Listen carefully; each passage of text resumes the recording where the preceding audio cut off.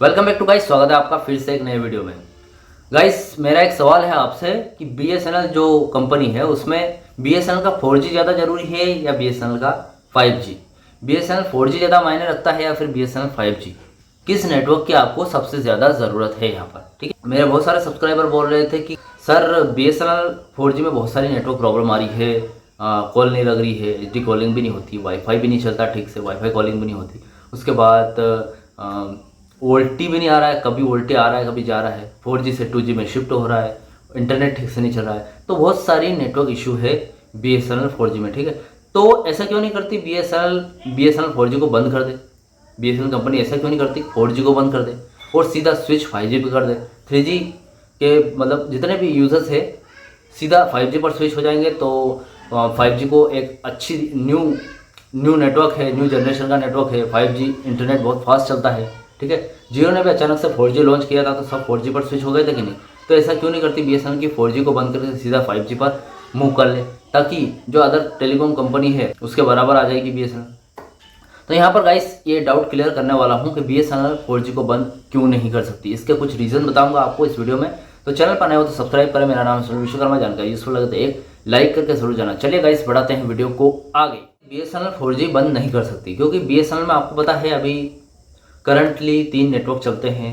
इस कंडीशन के हिसाब से देखा जाए तो अभी फिलहाल प्रेजेंट में 2G, 3G, 4G और in future 5G। In future का मतलब अभी 2 महीने बाद लॉन्च करने वाली है, तो वो तो इन फ्यूचर हुआ, अभी नहीं आया है 5G।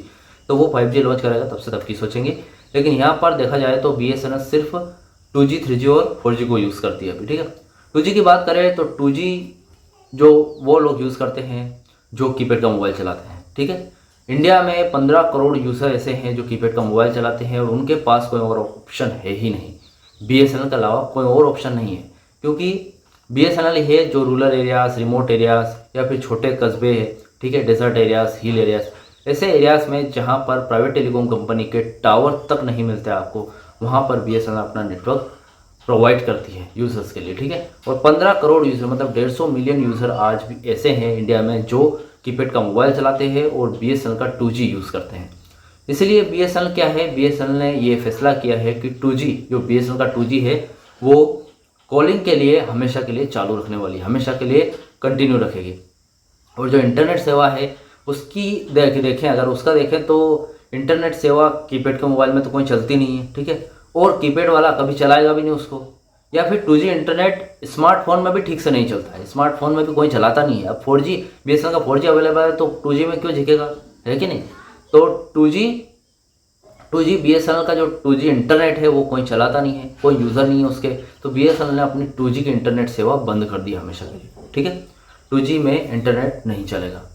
अब बीएसएनएल 3G की बात करें तो 3G तो ऑलरेडी बीएसएनएल बंद कर चुकी है। अब यहाँ पर बात करें कि 3G क्यों बंद किया है, क्या कारण आ गया था, तो 3G बंद कर दिया। 3G के तो बहुत सारे कस्टमर थे, मुझे अपने सब्सक्राइबर भी बोलते हैं कि कितने बहुत सारे सब्सक्राइबर थे सर, 3G बंद कर दिया, अब क्या करेंगे, 3G में तो हम भी यूज़ कर रहे हैं। तो ठीक है, बहुत सारे सब्सक्राइबर, लेकिन फिर भी बंद तो कर दिया नहीं। अब बंद कर दिया तो क्यों बंद किया है, इसका मैंने एक प्रॉपर वीडियो, डिटेल वीडियो मैंने अपने यूट्यूब चैनल पर अपलोड करके रखा है, आप वहाँ पर चेकआउट कर सकते हैं, ठीक है।